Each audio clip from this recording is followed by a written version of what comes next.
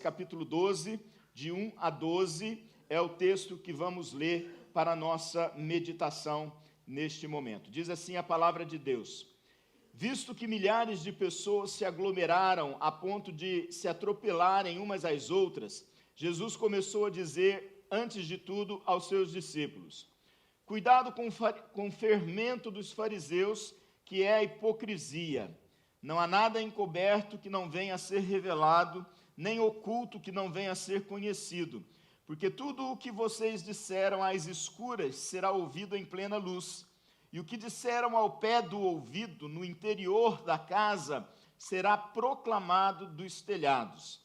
Digo a vocês, meus amigos, não temam os que matam o corpo, e depois disso nada mais podem fazer. Eu, porém, vou mostrar a quem vocês devem temer. Temam aquele que, depois de matar, tem poder para lançar no inferno. Sim, digo que a esse vocês devem temer. Não se vendem 5 pardais por 2 moedinhas? Entretanto, Deus não se esquece de nenhum deles.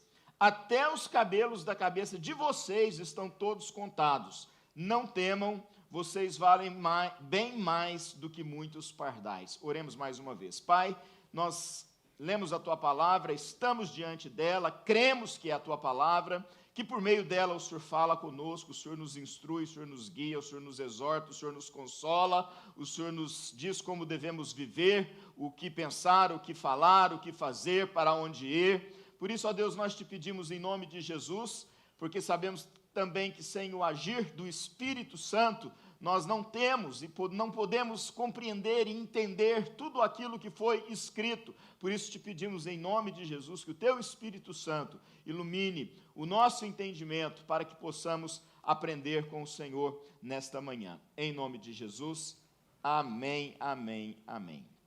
Irmãos, o primeiro assunto que Jesus vai falar com os seus discípulos diz respeito à hipocrisia. Eu não sei se é impressão minha, se tem alguém ali na técnica, mas a luz aqui escurece, escureceu.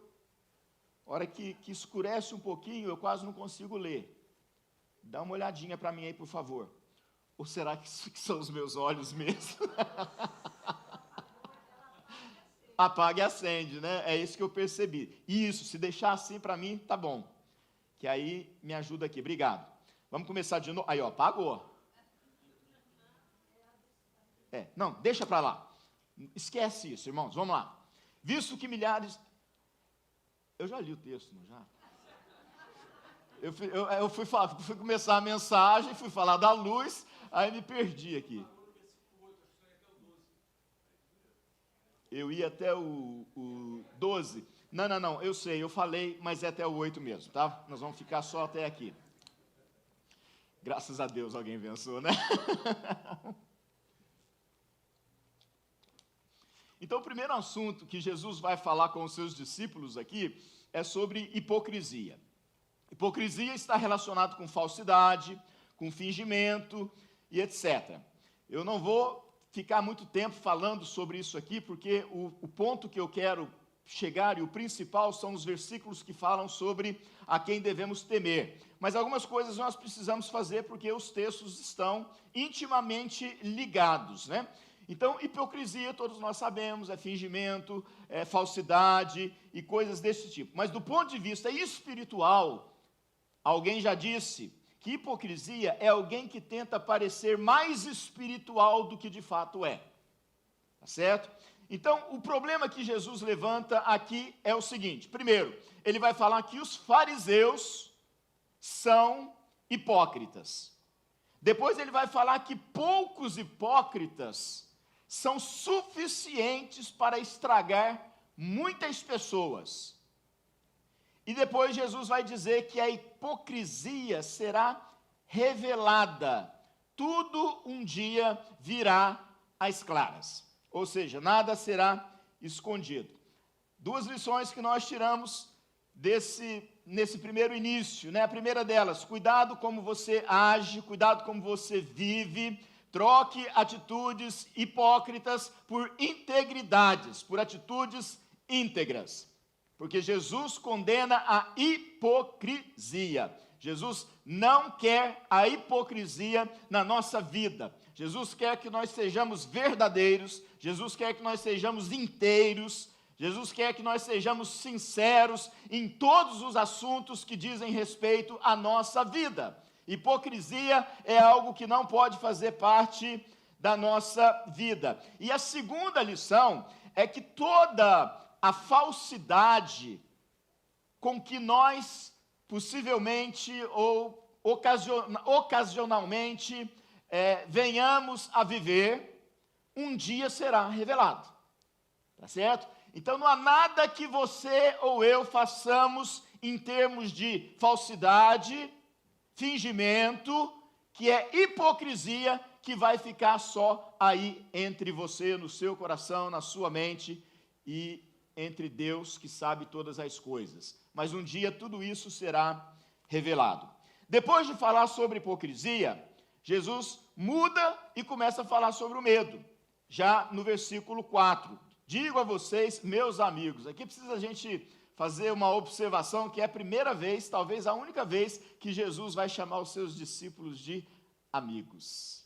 Que coisa linda, né? Então isso serve para mim e para você hoje, que somos discípulos de Jesus. Jesus nos chama de amigos. Mas ele vai falar sobre medo. E medo é um sentimento natural. Todos nós sentimos medo em determinado momento da nossa vida. Todos nós, quando nos sentimos inseguros, sentimos então, o medo vem junto, acompanha. E esse medo, quando ele não é excessivo, quando ele não é algo doentio, ele nos ajuda a nossa autoproteção contra os perigos ao nosso redor. Quem tem medo de cobra aqui? Então, todos nós temos medo de cobra, né? E de vez em quando aparece aquela cobrinha ali na porta da nossa casa. Então, a gente sente medo, a gente se afasta, e isso evita que ela nos pique, faça algum tipo de mal. E nesses versículos, olha, 4, 5, 6 e 7, apenas 4 versículos, Jesus vai mencionar algo relacionado a medo, pelo menos 5 vezes.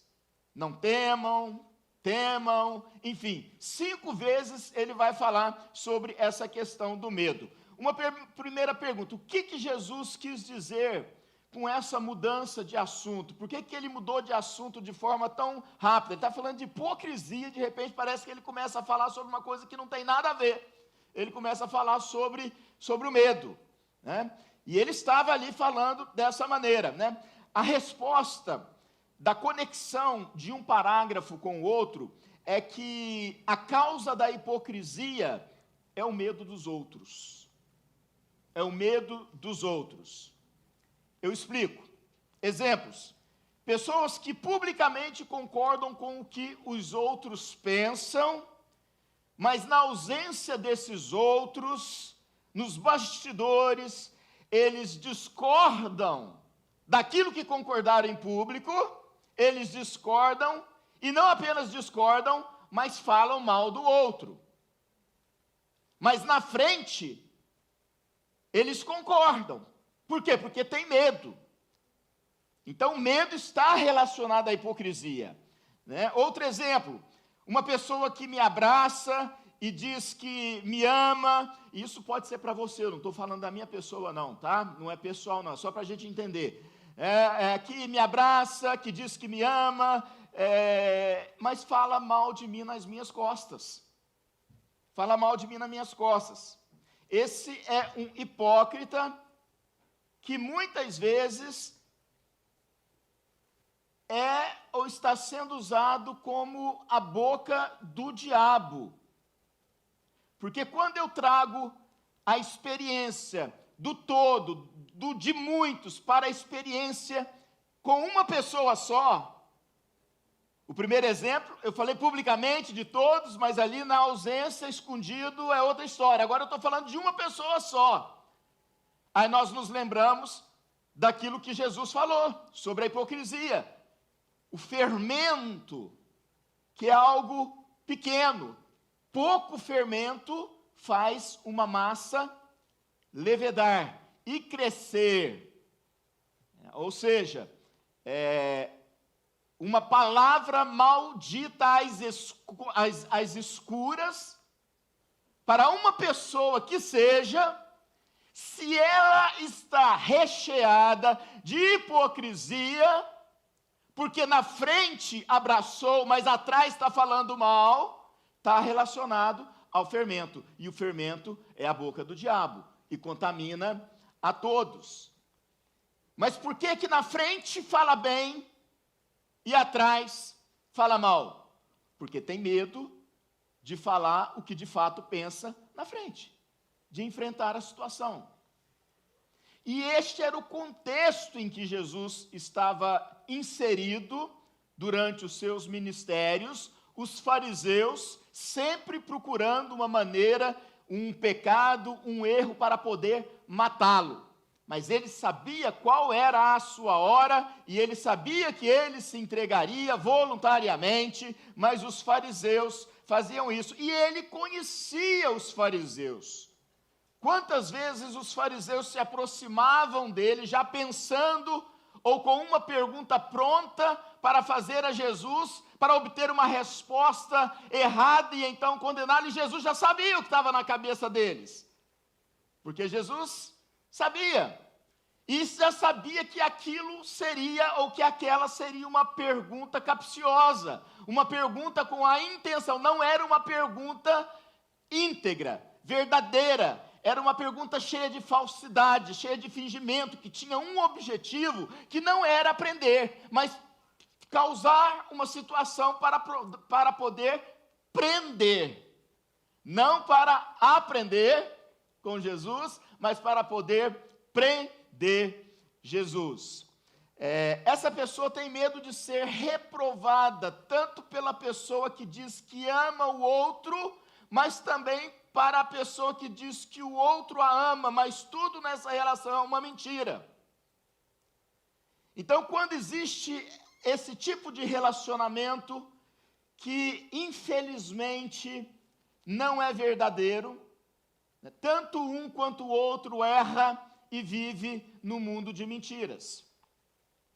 E Jesus está falando sobre o medo agora, mas por causa dessa hipocrisia que existia entre os fariseus e as demais pessoas que faziam parte do povo, que iam ao culto, que queriam adorar ao Senhor, que queriam fazer parte da vida religiosa, espiritual, louvar a Deus, bendizer o nome do Senhor, mas no caminho encontravam com os fariseus, que eram os líderes, que eram os estudiosos, que eram aqueles que sabiam, que eram aqueles que diziam o que tinha que ser feito, o que não podia ser feito, inclusive até aquilo que não estava na lei de Moisés, eles foram criando as suas próprias tradições, né? E as pessoas tinham medo de serem o quê? Acusadas, não questionavam o que eles faziam de errado, mesmo sabendo que muitos estavam fazendo coisas erradas, não questionavam a sua falsidade, o seu fingimento, porque eles queriam parecer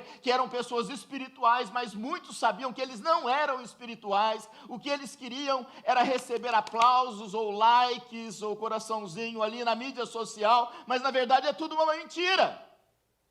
E Jesus fala isso quando diz que quando a gente vai orar, para a gente não orar como os fariseus, que gostam de orar em lugares públicos, nas esquinas, ou seja, nos lugares movimentados, para que eles pudessem serem vistos.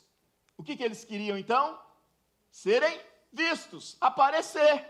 É isso que eles queriam. E Jesus então condena a hipocrisia. Jesus diz que ao orar, a gente entra no nosso quarto sozinho, ora em secreto. Jesus não anula em nenhum momento o orar em público, como nós oramos, o orar com os nossos irmãos, como nós oramos. O problema ali é que os fariseus oravam com a intenção de aparecer. E o crente verdadeiro, que não precisa mostrar para ninguém que é espiritual, ou mais espiritual, ele entra no seu quarto, ali ninguém está vendo, porque ele não quer aparecer, ali ele fala com o seu Deus, e Deus o responde, e Deus o abençoa.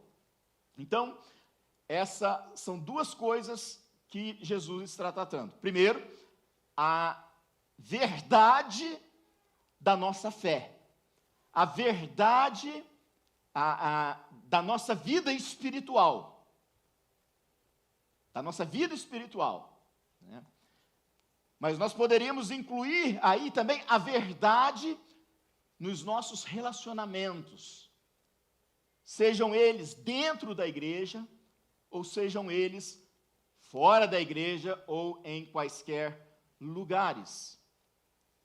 Ele condena a hipocrisia, e ele fala da hipocrisia então, ou do medo então, que é gerado por causa dessa hipocrisia.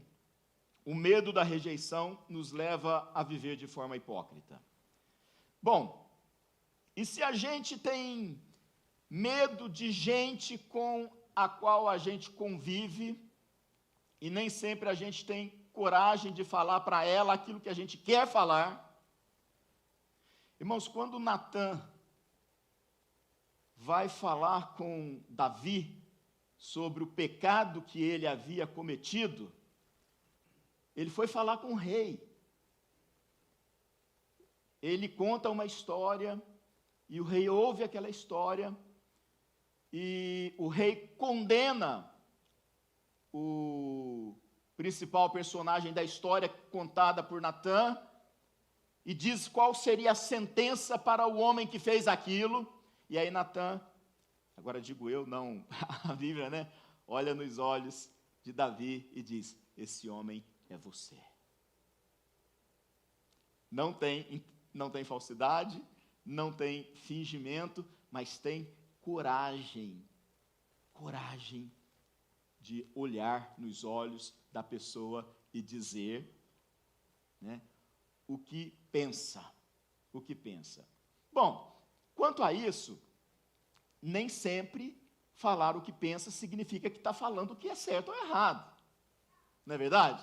Eu posso chegar para uma pessoa e falar aquilo que eu penso olhando nos olhos, porque eu não tenho receio de falar e eu não quero ser hipócrita com ela, mas ela pode olhar para mim e responder de uma maneira e eu entender que eu estava errado. Tá certo? Então, nem todas as vezes que a gente tem coragem, sai falando por aí o que quer, porque eu não tenho, significa que eu estou com a razão. Eu posso estar errado.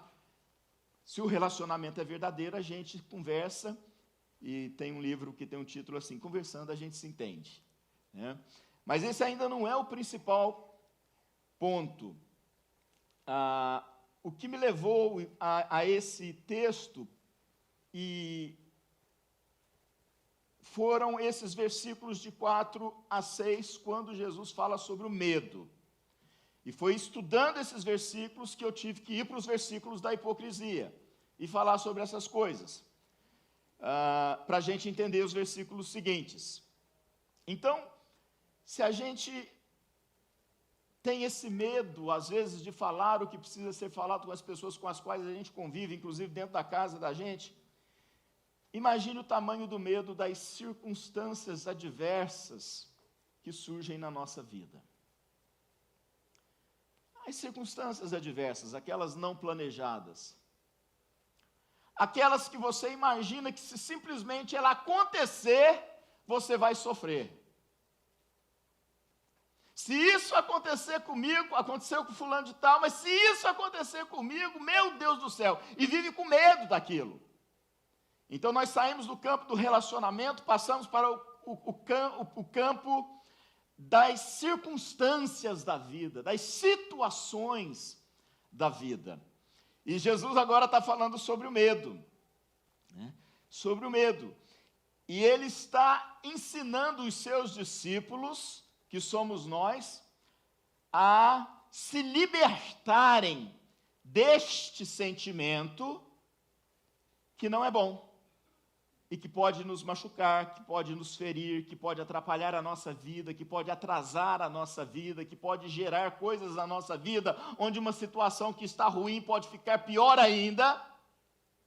Então, Jesus vai ensinar, vai falar sobre como a gente pode se libertar do medo em geral, e também do medo daquilo que os outros pensam a nosso respeito, para que não venhamos a cair numa vida de hipocrisia. E no versículo 4 ele faz isso de forma claríssima, né? De forma claríssima, trocando o temor ao homem pelo temor a Deus. Parece simples, é muito claro.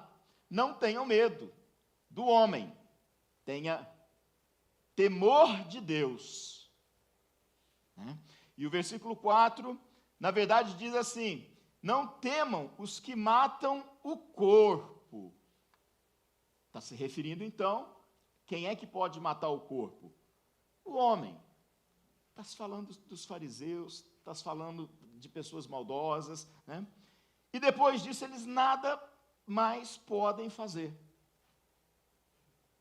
Existem pessoas que podem fazer mal à nossa vida até um determinado ponto. Mas chega ali, acabou. Não tem mais como fazer absolutamente nada contra nós. Então a gente precisa entender, para a gente se livrar do medo, que, em primeiro lugar, que as pessoas são limitadas. Elas têm limites. Elas têm limites. Olha só, mas se me matar? Não teve limite. Mas se isso acontecer, e pode acontecer, olha para mim, você que é discípulo de Jesus, acabou para você? Não acabou. Não acabou. A Bíblia diz que quando Estevão, por amor a Jesus, foi martirizado, apedrejado e morto, ou seja, os homens fizeram aquilo que eles podiam fazer, mataram Estevão por causa do nome de Jesus, mas Jesus o recebe na glória. Então, até aquilo que de pior o homem pode fazer a você, tem um limite. Para nós que sabemos para onde nós estamos indo, para nós que sabemos quem somos, para nós que participamos da mesa do Senhor, declarando que nós cremos no Senhor Jesus, que Ele é o nosso Senhor, que Ele é o nosso Salvador, que Ele é o dono da nossa vida, que Ele é o dono da igreja, que nós somos apenas membros do corpo dEle. Para nós, é assim. Então, a primeira coisa, trocando o temor ao homem pelo temor a Deus. Se a gente conectar isso ao texto anterior, e a gente precisa fazer isso, né?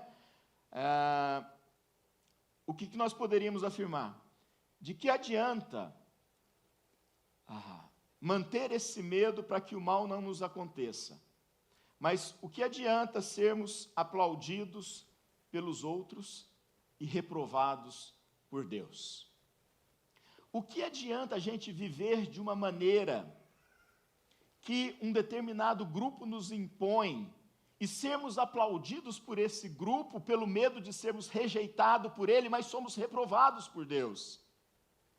Essa é uma experiência muito comum na transição da infância para a adolescência, e a gente vê isso muito acontecendo, a gente fala muito sobre isso, que o adolescente, ele às vezes, no caso do adolescente cristão, o adolescente de um modo geral, ele se submete a determinadas coisas que ele, pelos valores que tem, não se submeteria, mas por causa do medo de ser rejeitado pelo grupo.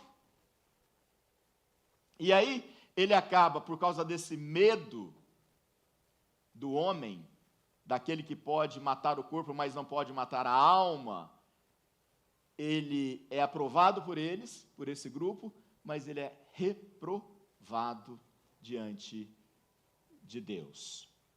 Algumas coisas a serem consideradas. Jesus disse que não devemos temer os outros. É a primeira coisa, aqueles que podem matar o nosso corpo e mais nada. Então Jesus está falando o seguinte: não tema o outro, não tenha medo de pessoas, não tenha medo de pessoas que te ameaçam, não tenha medo de pessoas que querem que você viva de uma maneira que você não quer viver, porque você sabe que não é a maneira que Deus quer que você viva. Não tenha medo de autoridades, ainda que instituídas por Deus, mas não tenha medo. Aqui, quando fala daqueles que podem matar o corpo e não fazer mais nada, está falando do homem, de qualquer tipo de homem. Não tenha medo daquele que você acha que é mais forte do que você e pode fazer mal a você. Não tenha medo do seu patrão, como se ele pudesse destruir a sua vida. Não tenha medo absolutamente de nada. É isso que ele está falando no versículo 4. Jesus disse que devemos temer aquele que pode matar o corpo e depois fazer algo mais, que é ir além daquele que pode matar somente o corpo. Jogar no inferno esse corpo. A gente sabe que o corpo vai ser sepultado, mas a gente está falando de corpo. Esse a gente tem que temer. A nossa vida tem que ser uma vida de temor a este, e não aos outros, e nem a qualquer outra coisa ou situação. Nós devemos temer a este, que pode matar o corpo, ele pode, é ele quem dá a vida, é ele quem nos chama. Quando a nossa senha aparece no visor, chega a nossa hora, ele pode matar o corpo, e se ele quiser, enfim, ele pode lançar no inferno. 3 coisas importantes para a gente falar sobre isso. Primeiro, existe um Deus que é maior que tudo e que todos. Você não pode esquecer disso jamais, meu irmão, minha irmã. Você não pode vir na mesa do Senhor, participar da mesa do Senhor, levantar a sua mão, dizer que Deus é santo, santo, santo, todo-poderoso, e quando você sair do momento da comunhão, esquecer que Deus é maior que tudo e que todos. Jesus está falando isso. Não temam os fariseus, não temam aqueles que estão te ameaçando, não temam aqueles que estão te chantageando, porque existe um que é maior do que todos eles, e esse um é Deus Pai, é o Deus Criador, é o Deus da vida. A Ele você deve temer, não aos outros. Saia dessa prisão, de um constante medo que não lhe deixa experimentar a paz que Jesus quer te dar, a vida em abundância que Jesus promete te dar, mas você não consegue experimentar isso, sabe por quê? Porque você está com medo daquilo que os homens podem fazer contra você. Existe um que é maior do que todos e maior do que todas as circunstâncias, é o Senhor. Segunda coisa que Jesus está querendo dizer com isso, é que é Ele quem define os dias da sua vida. É esse Deus maior que define os dias da nossa vida.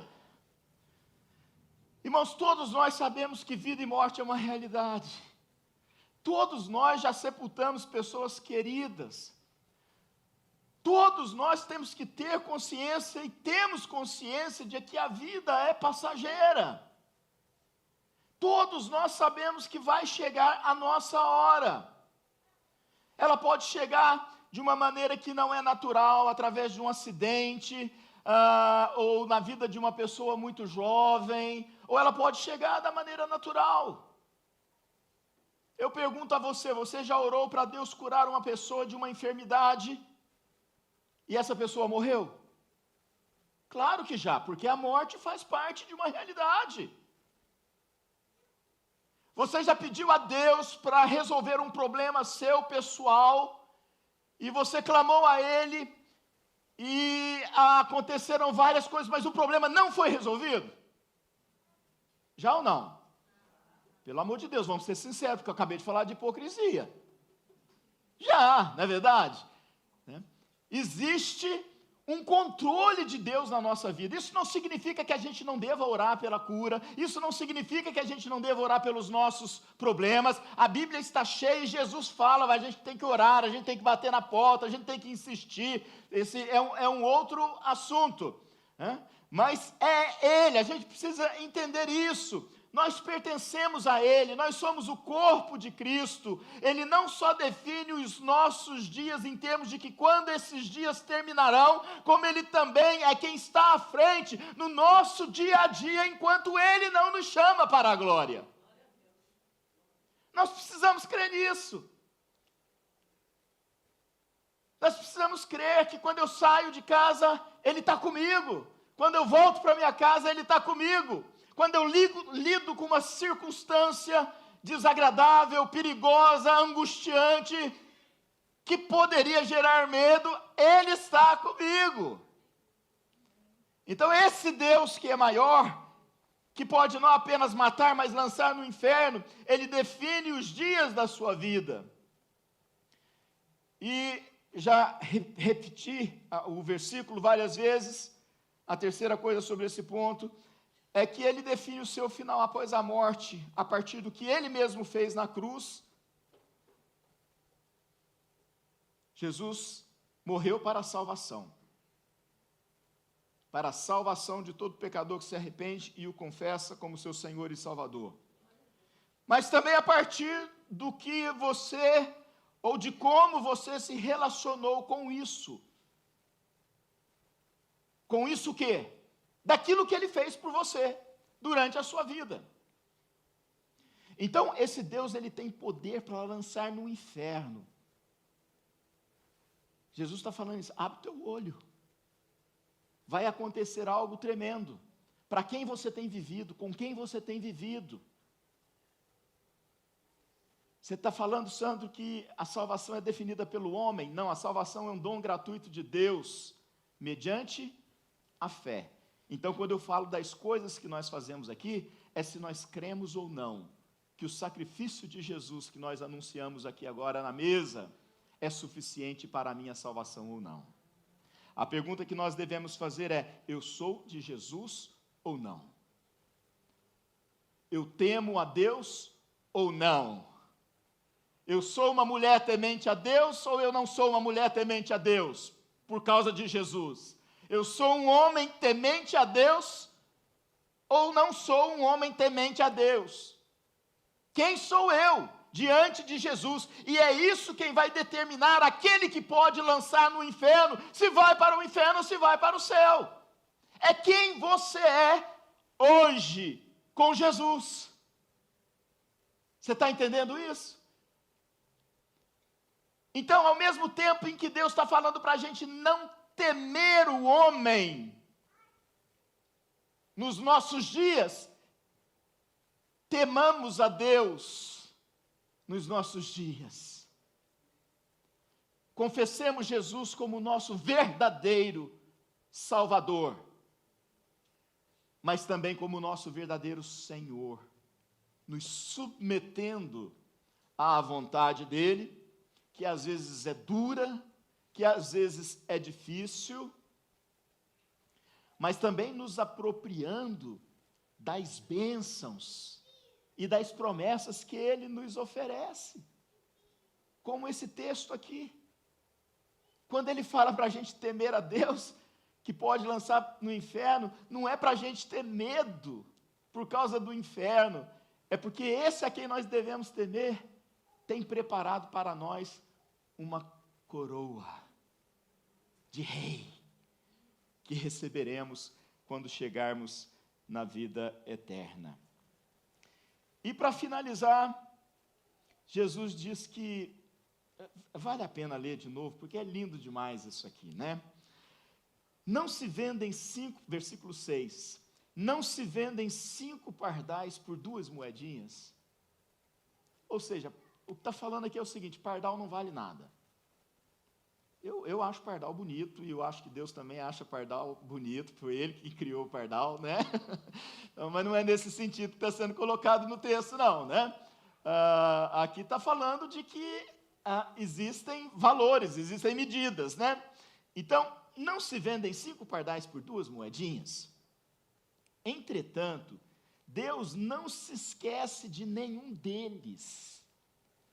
Ou seja, aquele ser vivo que tem um valor monetário insignificante para nós, não é esquecido por Deus. A menor da criatura de Deus jamais é esquecida por Deus. Deus não esquece jamais, Jesus está falando. Aí ele vem no versículo 7 e diz, até os cabelos da cabeça de vocês. Gente, é forma de dizer, porque se a gente for, quando eu olho para alguns aqui, eu vejo assim, tem gente que está enrolado, porque não tem cabelo mais, vai correr atrás, Cadê o Tiago? Vai fazer implante? Aonde que faz implante lá no exterior? Rapidinho. Vai para a Turquia, né? Não se preocupe, gente. Isso é uma maneira de dizer, né? Como é difícil, né? Você conseguiria contar os poucos que ainda restam? Nem os poucos que ainda restam você conseguiria contar. Imagina quem é jovem, está cheio de cabelo, bonito aí, né? Então é uma maneira de dizer, né? Até os cabelos da cabeça de vocês estão todos contados. E aí ele enfatiza mais uma vez: não temam, não tenham medo, vocês valem bem mais do que muitos pardais. O valor que você tem diante de Deus, ou que você é para Deus, é algo extraordinário, é algo grandioso demais.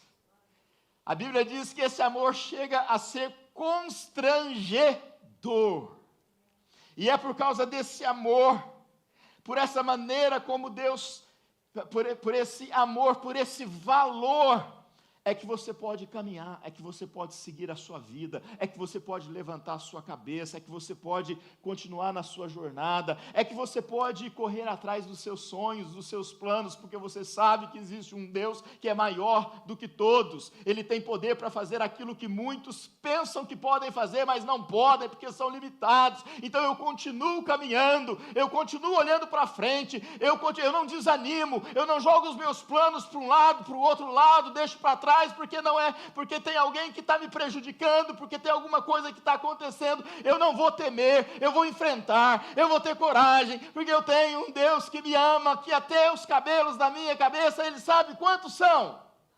É grandioso demais. Amém, irmãos?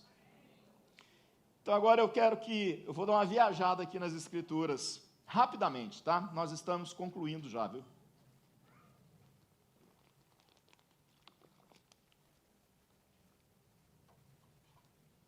Abra sua Bíblia comigo, se você a tem, no celular ou em papel. Depois de Juízes, vem um pequenino livro de 4 capítulos apenas, que é a história de Ruth. Esse é o nome do livro, Ruth. Quem está na jornada da leitura bíblica diária está lendo, né? Foi essa leitura que me levou para Ruth. Olha só primeiro no capítulo 2. Capítulo 2 de Ruth. Nós não vamos ler a história inteira, nós não vamos contar a história inteira, mas eu só queria que vocês percebessem algumas coisas aqui. Num determinado momento, olha que diz aí o versículo 10. Então, se você não abriu a Bíblia, não tem a Bíblia, presta atenção aqui na leitura. Então Ruth se inclinou e, encostando o rosto no chão, disse a Boaz: por que o Senhor está me favorecendo e se importa comigo, se eu sou uma estrangeira?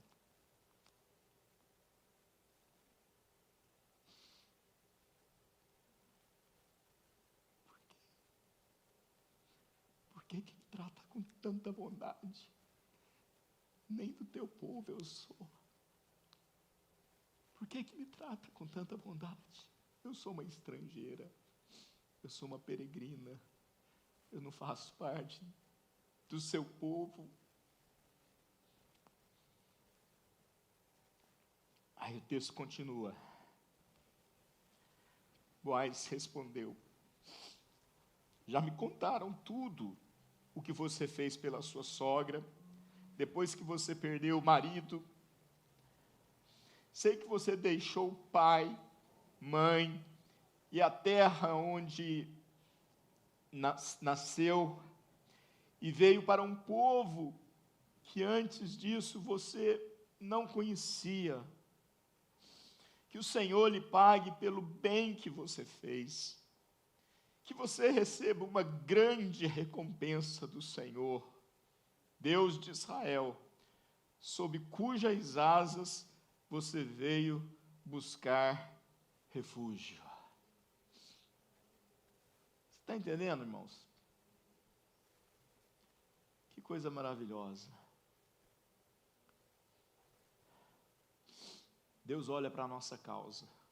Quero dizer isso para você em nome de Jesus. Nós temos aqui exemplos na Bíblia que Deus olha para a nossa causa e você sabe exatamente sobre o que eu estou falando. Nós enfrentamos circunstâncias, nós passamos por perrengues, às vezes somos discriminados, às vezes somos humilhados, às vezes somos perseguidos. Ninguém entende a dor de quem sai da casa do seu pai, da sua mãe, que deixa a sua família, que deixa os seus amigos, vem em busca de um sonho, e não raras vezes um sonho que foi plantado no seu coração por esse Deus que está acima de tudo. Deus conhece a nossa causa. Agora eu queria que você fosse lá para o capítulo 4 de Ruth, só virar a página, lá no versículo 18. Final do livro, a conclusão do livro, diz assim: e estas são as gerações de Pérez. Pérez gerou Esrom. Esrom gerou Rão. Rão gerou Aminadab. Obrigado. Aminadab gerou Nasson. Nasson gerou Salmão. E Salmão gerou Boaz. Boaz é aquele diante do qual Ruth se inclinou, que nós lemos. E Boaz gerou Obed. Obed gerou Jessé. E Jessé gerou Davi. Foi através daquela mulher estrangeira, numa terra estrangeira, longe do seu povo, que o rei Davi nasceu. Ela era avó, o bisavó de Davi e de Salomão. Quanta honra Deus deu para essa mulher. Quanta honra, quanto cuidado Deus demonstrou para a vida dessa mulher. Eu quero repetir isso enquanto o Ministério de Louvor vem para frente. Deus conhece a tua causa. Deus conhece a nossa causa. Deus conhece os planos de cada um de nós. Deus conhece os sonhos de cada um de nós. E Jesus está nos ensinando que nós não devemos temer absolutamente a ninguém, nada, a não ser aquele que dá vida e a morte, que dá salvação. Somente Deus. A nossa vida está diante dele. Amém. E para terminar, também da leitura dessa semana, Provérbios capítulo 14, versículos 26 e 27. Quem teme ao Senhor tem forte amparo, e isso é refúgio para os seus filhos. O temor do Senhor é fonte de vida para evitar os laços da morte. Fique de pé. Vamos declarar que a nossa vida está nas mãos do Senhor. Ele é o Deus Todo-Poderoso. Pensamos em Ti, Senhor.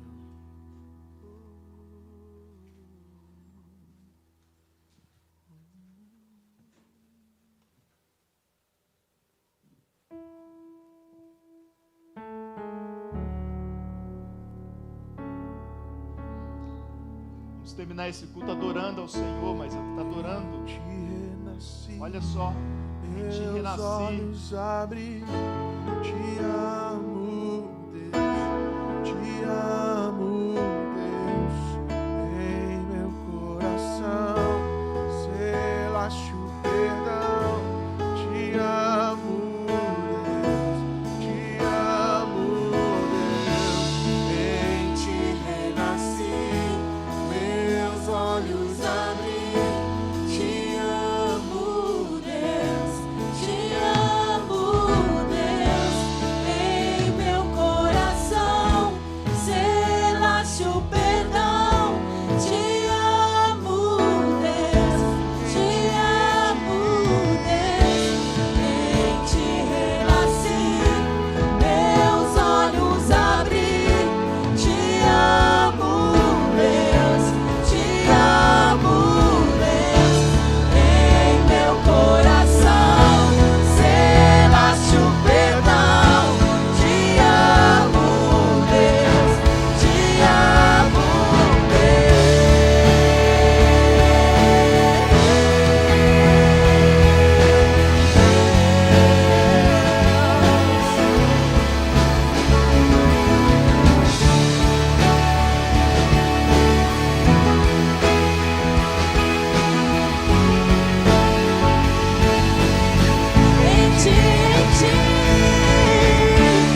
Em Ti renasci, meus olhos abri.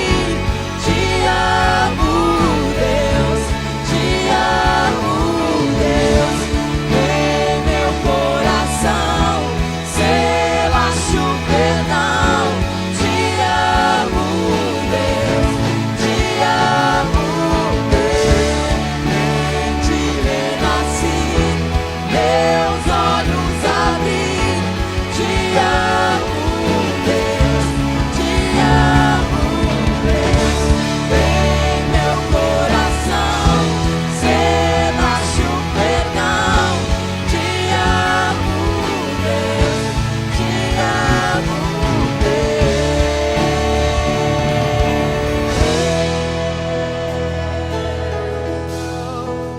Te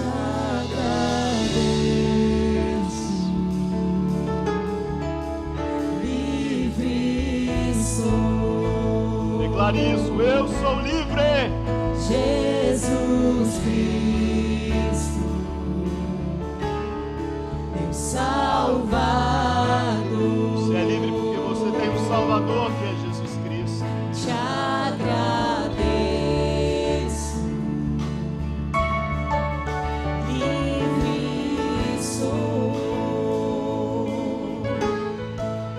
Jesus Cristo, meu Salvador. Gente, é o seguinte, se você me ouvir um pouco mais aqui, em nome de Jesus, que essa semana seja uma semana de paz. A gente não vai ficar dando ouvido para tudo que está sendo dito, falado aí, para todo terror, temor sair da nossa casa, sair do nosso coração, sair da nossa mente, em nome de Jesus. Vamos continuar marchando, vamos continuar fazendo o que a gente está fazendo, vamos continuar olhando para frente, olhando para a cruz, olhando para Jesus. Não permita que coisas que você está ouvindo domine o teu coração, a tua mente. Você tem um Deus que é maior que tudo isso que está acontecendo. Declare isso, livre sou. Eu sou livre, porque eu tenho um Deus que cuida de mim, porque eu tenho um Deus que é maior do que tudo que eu estou ouvindo. Declare isso para o seu coração. Eu declaro agora paz para o meu coração. Eu declaro agora paz para a minha mente. Eu declaro vitória para a minha vida. Em nome de Jesus. Em nome de Jesus. E eu declaro também que eu consagro a minha vida ao Senhor. E somente a Ele eu vou temer. Feche os teus olhos, vamos orar. Pai, nós bendizemos o Teu santo nome nesta manhã tão linda, esse dia tão lindo como o Joshua diz. Oh Deus, e é lindo porque foi o Senhor quem fez, e tudo que o Senhor fez é lindo, é maravilhoso. Obrigado pela Tua palavra que traz consolo e conforto para a nossa alma, oh Deus. O Senhor é nosso Deus. Que privilégio o Senhor nos deu de sermos servos, servas, mas ainda assim ouvir o Senhor nos chamar de amigos. Que privilégio é esse, fazermos parte da Tua igreja, do Teu povo e vivermos dia após dia debaixo da Tua proteção, do Teu olhar. Obrigado, ó Pai, porque o Senhor não nos trata como um lixo, porque o Senhor olha para nós e nos dá um valor que a nossa mente é incapaz de compreender. E nos apegamos ao Teu amor, nos apegamos ao Teu cuidado, declaramos em nome de Jesus que somos Teus filhos, não aceitamos absolutamente nada na nossa vida que não venha do Senhor, porque somente o Senhor é o nosso Deus. Nós Te adoramos, nós bendizemos o Teu santo nome, nós entregamos a nossa causa diante do Senhor nessa manhã e recebemos de volta a paz que somente o Senhor tem para nos dar, em nome de Jesus. Que a graça do nosso Senhor e Salvador Jesus Cristo, o amor de Deus, o nosso eterno Pai, a comunhão, a consolação, a força e o poder do Espírito Santo de Deus estejam com todos hoje e para todos sempre. Quem crê diz amém, amém e amém.